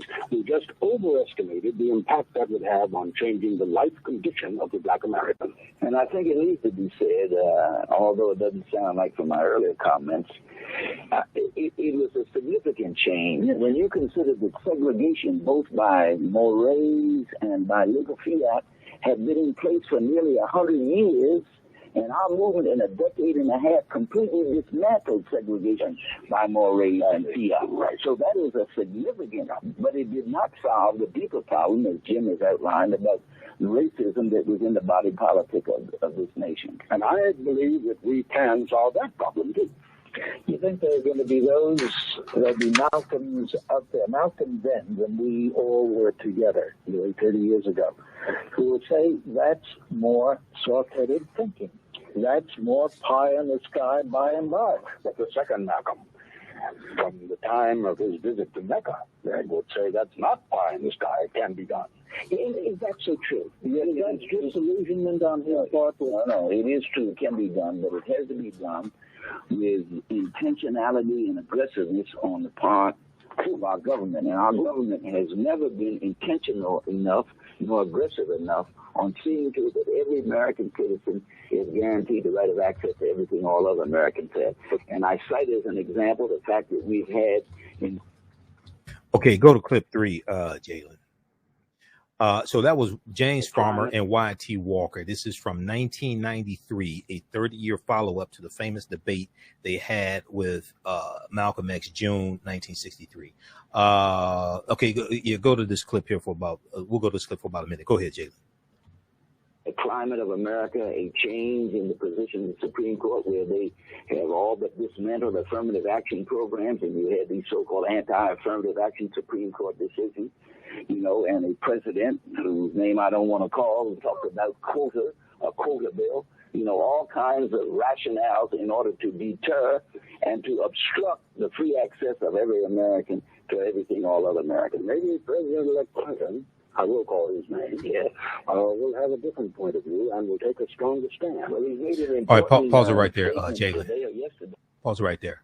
Okay. Go watch that. That's on YouTube. We'll probably talk about this some more Monday, because what's missing from this whole conversation with the 58th anniversary of the March on Washington is the Kerner Commission report that came out March 1968, the month before Dr. King was assassinated, that talked about the investment that the U.S. government needed to make to fight poverty, to fight discrimination, to fight racism, all of this. And they talked about the role that white supremacy and racism and locking African Americans out of opportunity had in and that resulted in the racial explosions, the rebellions that were taking place across this country in 64, 65, 66, and 67. Okay, very quickly, I want to go to Axe Handle Saturday. Okay, Axe Handle Saturday took place August 27th, 1960 in Jacksonville, Florida. All right, and there's a good article here from one from the Washington Post. We talked about this here before on the show. From the Washington Post, Axe Handle Saturday, the Klan's vicious attack on black protesters in Florida 60 years ago. Okay, so we have this article here from August 27th, 2020. And also there's a good piece from the Equal Justice Initiative, EJI.org. the Equal Justice Initiative. Sit-in demonstrators attacked in Jacksonville, Florida. On August 27, 1960, 16-year-old NAACP Youth Council President Rodney Hurst and dozens of his peers staged a peaceful sit-in protest at a whites-only Woolworth lunch counter in downtown Jacksonville, Florida. Throughout that month, the Youth Council members had successfully organized peaceful sit-ins at Morrison's cafeteria and other prominent lunch counters in the city. On this Saturday, however, the young black demonstrators were violently attacked by a mob of more than 200 white armed people with baseball bats and axe handles. Baseball bats and axe handles. This is why this is called Axe Handle Saturday. August 27th, 1960 in Jacksonville, Florida. The attack began when white onlookers, angered by the demonstration, began spitting on the sit-in protesters and yelling racial slurs at them. When the African-American demonstrators refused to respond and continued sitting peacefully, the violence escalated. The white people beat the demonstrators with wooden axe handles and baseball bats and soon spread into the streets of downtown Jacksonville, Florida, attacking African-Americans indiscriminately. According to reports, members of the Ku Klux Klan organized the Axe Handle Saturday attack, which left more than 50 people injured. As bloodied and battered African-American children fled to a nearby church to seek refuge, many white police officers joined the mob violence, arrested the fleeing civil rights demonstrators, or did nothing. Quote, the intent was to scare, intimidate, and bring physical harm, end quote, Rodney Hurst later recalled. Many times you could not draw a line between the Klan and law enforcement. Many times you could not draw a line between the Klan and law enforcement because law enforcement were at least accomplices to a lot of the things the Klan did, end quote. So read this piece here from EJI.org. They have a picture of them here at the lunch counter here in Jacksonville, Florida. Read this here from EJI.org, Equal Justice Initiative. Sit-in demonstrators attacked in Jacksonville, Florida on Axe Handle Saturday. And then also read the piece from the Washington Post. They have a really good in-depth piece. Now, Donald Trump, the traitor-in-chief, Benedict Donald, he was going to hold a rally in Jacksonville, Florida on the 60th anniversary of Axe Handle Saturday. But he rescheduled because of protests. All right. And they show somebody attacked here, African-American attacked here. Read this article as well. If you like this type of information, you can support the African History Network, $, the AHN Show through Cash App, $, the AHN Show through Cash App, also through PayPal, paypal.me/the AHN Show, or at our website, AfricanHistoryNetwork.com, AfricanHistoryNetwork.com. We're here 6 days a week. This helps us keep doing the research, stay on the air, keep broadcasting, pay some of the bills. And then be sure to register for the 10-week online course I teach on Saturdays from the Civil War to the Civil Rights Movement and Black Power, 1865 to 1968. That's at our website, AfricanHistoryNetwork.com. From the Civil War to the Civil Rights Movement and Black Power, 1865 to 1968. As soon as you register, you can watch the class we just did this past weekend. We have archive content there. That class meets on Saturdays, 3 p.m. to 5 p.m. And then our other class dealing with understanding the transatlantic slave trade, what they didn't teach you in school, meets Sundays, 2 p.m. to 4 p.m. All right, we have to get out of here. Remember, at the African History Network, we focus on educating, empowering, and inspiring people of African descent throughout the diaspora and around the world. Right now, it's corrects wrong behaviors, not over till we win. Wakanda forever. We'll talk to you tomorrow night. Peace. All right, stand by. All right, everybody. Okay, this is our official Cash App account, $, the AHN Show, SHOW. When you go there, it shows my name, Michael, and it shows my picture. So you can support us there. Also through PayPal, paypal.me/the AHN Show. And we have the PayPal information on our website also, AfricanHistoryNetwork.com as well. And you can register for the online courses. I'm going to post a link here. So we do the classes live. All the sessions are recorded. You can go back and watch them over and over again. You can watch from around the world. We have a live text chat in the classes where you can ask questions as well. You can see me. I can't see you. And as soon as you register, you can start watching the archive content. Okay. So at our website, just click on register here, and it takes you to the next page. Class is regularly $130, on sale $80. It takes you to the next page, and just click on enroll on the next page.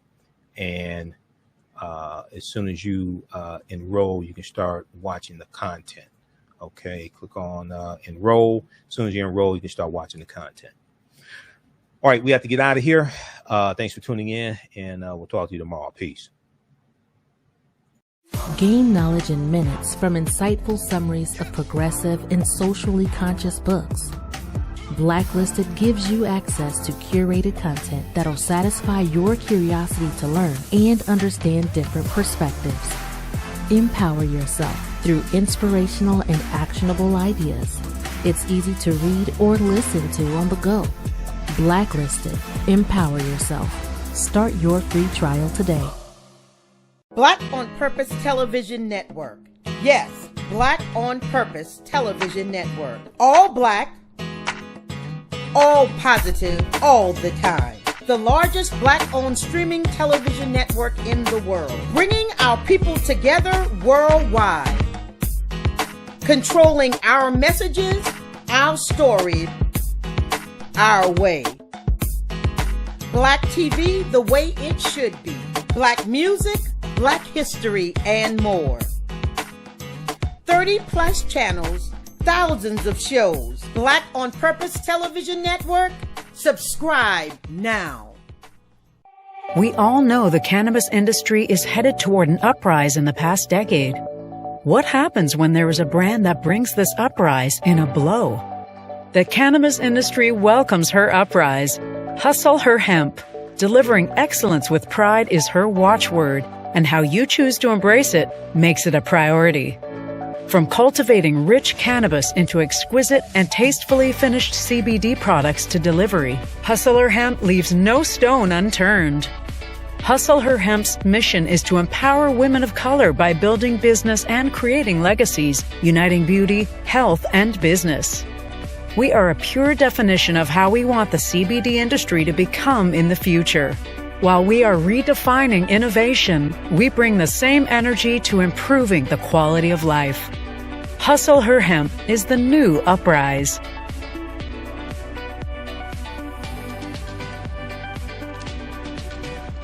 Hi, I'm Joel Wilson, President and CEO of JCW Computer Consulting LLC, a technology implementation firm with over 20 years of satisfying customers.